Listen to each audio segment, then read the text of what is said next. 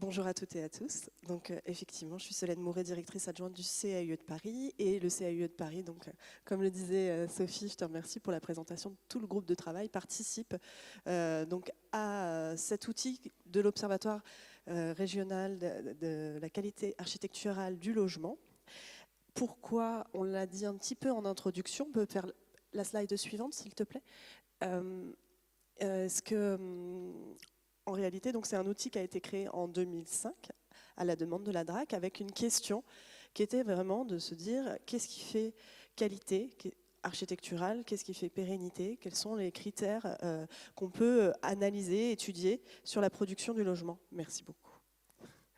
Mettre effectivement, comme le disait à l'instant Sophie, à disposition de tous les publics un corpus de références, des références non pas listées, mais vraiment étudiées et analysées. Donc toute l'année, cet observatoire va finalement publier, enfin toute l'année et tous les ans, publier, travailler sur un corpus d'opérations en les analysant, en publiant les analyses, en allant rencontrer les acteurs du projet, en faisant des entretiens, des visites, etc., des interviews, des séminaires annuels comme aujourd'hui, un grand rendez-vous régulier. Et tout ça, c'est donc avec la vocation de tout mettre en ligne sur le site internet des CAUE d'Île-de-France. Vous m'entendez bien? Parce que moi j'ai un retour. Non, bon bah parfait, très bien. Si c'est parfait. Donc vous voyez un peu à quoi ça ressemble. Ce que vous pouvez trouver en ligne sur le site internet des CAUE d'Île-de-France, c'est des publications de cette forme, un peu sous la forme de, on appelle ça chez nous des fiches. Et vous les avez vues peut-être aussi en prenant un café à l'accueil de cette salle. On a vraiment ce petit format de livret et puis des interviews. Tout ce travail constitue donc depuis 2005, 2005 on a créé l'observatoire, donc vraiment la méthodologie. Finalement la publication d'analyse a démarré réellement en 2007. Ce travail-là constitue aujourd'hui un corpus de 76 analyses sur le territoire francilien. Donc, je le répète, Sophie l'a dit, effectivement, c'est vraiment de la ressource, hein, notamment dans les écoles. Elles sont aussi indexées dans notre base de documentaire. On peut les filtrer par thématique, par territoire, enfin voilà, on peut faire des recherches via notre site internet et télécharger gratuitement toutes ces analyses. Donc vous pouvez les imprimer, les feuilleter, etc. etc. Il est apparu assez vite et dans la méthodologie de l'observatoire que cet observatoire allait se concentrer exclusivement sur le logement. Donc voilà, donc c'est vraiment un programme qui est analysé au travers de ces 76 productions. Parce que déjà, en se fixant ce type de production, le logement, on a déjà finalement du logement privé, du logement public, on a de la réhabilitation, de la construction neuve, des extensions, des logements spécifiques, EHPAD, résidences étudiantes ou autres. Et donc, on a déjà une très très grande finalement diversité de production. Donc je vous invite à toutes les feuilleter. Et puis, je le disais aussi, donc on l'a dit avec Sophie, c'est vraiment un outil ressource donc, et évolutif. Donc ça veut dire quoi évolutif? C'est vrai que finalement, on s'est toujours un peu questionné sur la méthodologie. Ce n'est pas une méthodologie qui est figée. Et c'est vrai que ces dernières années, on a beaucoup creusé les questions de réhabilitation. On a vraiment fait un énorme focus dans nos analyses, nos entretiens. Donc c'est intéressant vraiment pour nous de réfléchir à comment on fait bouger cet outil. Et puis, il y avait vraiment des questionnements qui émergeaient. Parce que cet outil d'observatoire, pardon, je reviens un tout petit peu en arrière, ces fiches que l'on produit, généralement, on analyse l'opération 2 ans après qu'elle soit livrée. C'est un peu la spécificité de cet observatoire et un peu de la méthodologie CAUE à l'origine. C'est-à-dire qu'on ne va pas faire une publication de magazine avec des logements vides et neufs. On essaye d'y aller 2 ans après et puis de questionner à la fois les acteurs du projet, bien sûr, mais aussi les habitants. Voilà, donc ça c'est notre méthodologie, on va dire, de base.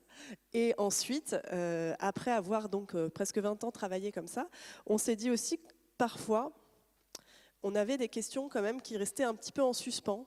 sur le montage du projet. Les projets évoluent très vite, les acteurs du projet changent, parfois on n'arrive pas à avoir les contacts, enfin bon, les gens ont changé de boulot ou autre. Et c'est vrai que cette question du montage, de tout l'amont du projet, et surtout dans le cadre de réhabilitation, il y a énormément de phases de diagnostic qui sont hyper importantes et essentielles, et donc c'était vraiment important de pouvoir creuser ce temps de l'amont du projet. Donc ça nous a vraiment questionnés. On a vu arriver aussi des nouveaux métiers hein, dans le champ de tous les acteurs de la production du logement. Donc voilà, on s'est dit pourquoi pas commencer à réfléchir à ce qui se passe avant la réhabilitation et pas que 2 ans après. Une autre question nous a un peu taraudé et finalement c'est aussi l'essence même hein, d'un CAUE et l'essence même aussi de cet outil, c'est de questionner la pérennité de la qualité. Et donc on s'est dit, allez, on va retourner voir des opérations qu'on a analysées il y a 15 ans. On va retourner voir les architectes, on va rediscuter sur cette opération, son impact, comment elle a évolué, comment elle a grandi. Et c'est l'objectif de ce changeant de méthodologie. Donc, le premier chantier, ça a été vraiment cette question de l'évolution de nos critères d'analyse, puisque les opérations, on va à la fois regarder au travers de critères pour savoir si on a envie de les étudier, bien sûr, donc il y a une espèce de sélection, mais il y a aussi une publication. Et ces critères d'analyse aussi nous permettent de finalement structurer la publication de l'argumentaire, de la façon dont on perçoit la qualité. Donc, à la naissance de l'Observatoire, on avait 7 critères définis d'analyse. Et puis, cette méthodologie, elle a un peu évolué, normal, hein, comme tous, finalement. Hein, dans une école aussi, il y a des programmes qui évoluent, etc. Et puis, il y a des rencontres. Donc, par exemple, au moment de la naissance du projet Ecopolis, évidemment que la question de nos critères a été enrichie. C'est vraiment des... Alors, Ecopolis, qui était donc à la base un projet des CAUE d'Île-de-France, et qui a eux aussi, pour analyser des bâtiments durables, établi une liste de critères très très fine sur les questions de durabilité des bâtiments et des aménagements. Évidemment que ce travail de l'Observatoire a nourri la critériologie, on pourrait dire. En 2010, on a aussi fait un partenariat avec le CRH, donc le Centre de recherche sur l'habitat, que je remercie. J'espère qu'il y aura peut-être des gens aujourd'hui qui sont là. Puisqu'on a constaté avec eux que cette question d'impliquer les habitants sur la façon dont ils voient leur logement, la manière dont ils nous le présentent, la manière dont ils vont nous donner leur retour d'expérience de l'habité. C'était important qu'on ait un petit peu de méthodologie parce que les équipes de CAUE, on n'a malheureusement pas de sociologue et donc on a trouvé ça hyper intéressant de s'associer avec une équipe de sociologues pour monter des grilles, enfin un cadre d'enquête en fait, tout simplement, un cadre d'enquête en tout cas, qui est en 2 volets, qui est à la fois l'enquête orale et une enquête en termes de ce que nous on appelle des plans habités. Donc à partir dans ce corpus de 76 fiches que vous avez sur Internet, à partir de 2010, donc c'est-à-dire on va dire allez 2011, toutes les fiches sauf la période Covid ont des plans habités parce qu'on a pu rentrer dans les logements, les habitants nous ont présenté leurs logements et donc on a dessiné avec eux finalement la façon dont ils occupent les espaces, la façon dont ils trouvent des astuces d'habitabilité, la façon dont ils suroccupent parfois aussi les espaces qui peuvent montrer des besoins particuliers. Voilà, donc ça a été un grand changement que vous pouvez constater. En 2015, on a fêté les 10 ans de cet outil, donc avec un comité scientifique. On a un petit peu analysé tout ça et on s'est dit quand même que c'était une grosse machine. Donc on a un peu réduit la voilure, on s'est dit gardons en tête 4 grands critères. 4 grands critères qui sont l'insertion urbaine, la dimension esthétique, les fonctionnalités, valeurs d'usage et les choix constructifs et techniques. Et puis comme le disait Sophie en introduction, effectivement, beaucoup plus récemment, le fait d'avoir travaillé quasi exclusivement sur la réhabilitation, on s'est dit quand même, il y avait des choses qui manquaient dans nos critères, entre guillemets, parce qu'on les voyait, mais c'est vrai que c'était intéressant de pouvoir les mettre les rendre visibles en tout cas de ces nouveaux besoins. Donc ça nous a donné l'occasion de... Et puis, alors oui, pardon, il ne faut pas que j'oublie ça aussi, c'est non seulement le travail récent, mais aussi la contribution au concours Réinventer l'existant, puisque dans le cadre d'un concours, il y a aussi ce système de critériologie, puisqu'il y a une sélection, un jury, et donc on va regarder par critères, se mettre d'accord sur ce qui fait qualité du projet. Et donc ce travail-là, dans ce cadre du concours, il est venu aussi nourrir, nous, notre travail, qui est plus de l'analyse du réel, évidemment. Il y avait l'analyse du projet, l'analyse du réel, et finalement, les deux se sont croisés et nous ont permis, cette année, de proposer une nouvelle grille de lecture. Donc cette grille de lecture, elle est restée quand même en grand point, hein, évidemment, la question de l'insertion urbaine, comprendre et valoriser le site et ses contraintes, en ayant en tête de préserver ou améliorer, parce que vraiment cette question de la préservation arrive avec la question du bâti déjà existant. On n'est pas que dans l'insertion urbaine en tant que nouveau projet. Construction neuve, j'entends. On est dans nouveau projet, réhabilitation. Voilà, cette transformation du bâti. Il y a toutes les questions aussi de l'accroche à la fois au bâtiment, mais aussi à son environnement, à la qualité du paysage que l'on propose, à l'articulation avec les aménagements paysagers, la végétalisation, la désimperméabilisation aussi des sols. Voilà, donc comment finalement le projet va venir renouveler la dynamique urbaine. À chaque fois, ce que vous voyez à l'écran en termes d'images, c'est donc des sélections d'opérations qu'on a analysées. Donc par exemple, là, je vous ai mis une opération de réhabilitation, surélévation, changement de destination de bureaux en logement à Montreuil. Et donc il y a une analyse sur notre site internet. Même chose pour celle-ci, dans le 92 à Boulogne-Billancourt. On a donc ce deuxième critère qui était la dimension esthétique. On l'a enrichi du volet patrimonial parce qu'il nous semblait intéressant. Dans les CAU, on parle souvent du patrimoine un peu ordinaire. Le logement ne doit pas se...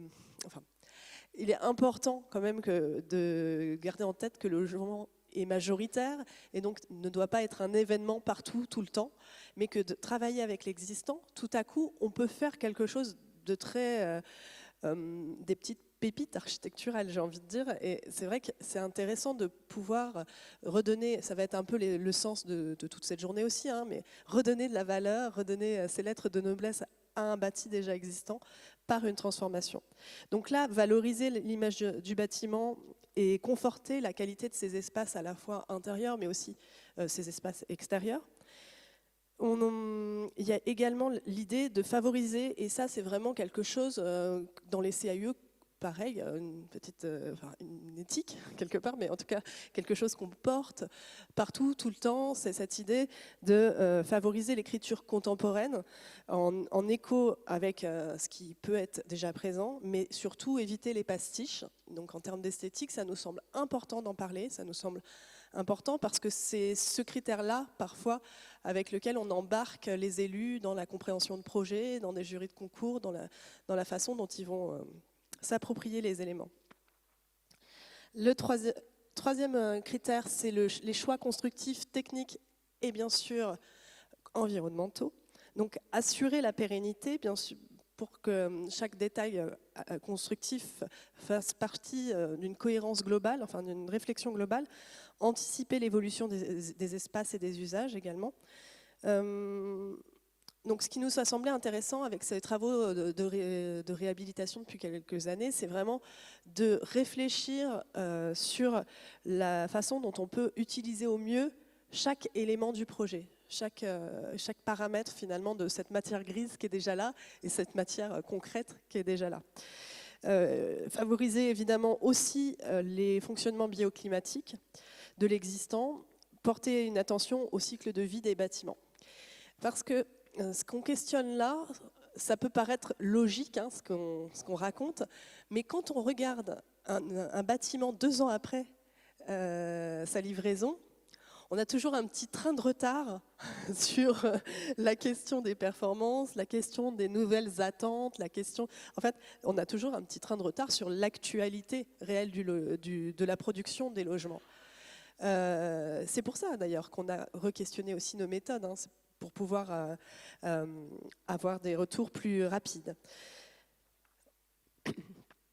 Ensuite, le dernier critère, c'est les valeurs d'habitabilité thermique, puisqu'il nous semblait que l'habitabilité, aujourd'hui, avec les changements climatiques, c'était à la fois, évidemment, le confort d'hiver, mais aussi, et parfois presque surtout, le confort d'été, les qualités d'usage, tout en ayant en tête de garder l'idée de développer pour les habitants un sentiment d'être chez soi. Et ça, on le voit très bien dans l'analyse des plans habités, dans les témoignages que nous font les occupants des espaces. Donc je vous invite à regarder un petit peu attentivement les plans habités, les retours que font les habitants, c'est souvent hyper riche.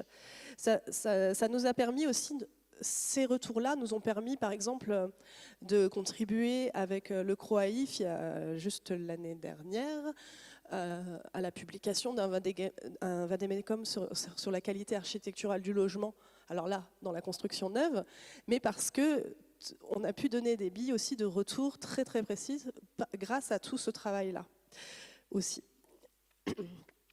Donc, ça c'est, on va dire, notre travail, notre champ de travail cette année. Et la deuxième partie, c'était vraiment cette idée. Et donc, on va en parler. Je vais aller plus vite sur cette partie puisqu'on va y revenir juste après. Cette idée qu'on avait besoin de questionner notre corpus un peu différemment. Donc on a bouleversé un peu nos méthodes. On est allé retrouver 2 opérations qu'on avait analysées il y a 15 ans pour regarder ce qui se passe aujourd'hui. Et puis on a choisi 6 opérations en lien avec la DRAC pour questionner plutôt la phase en amont.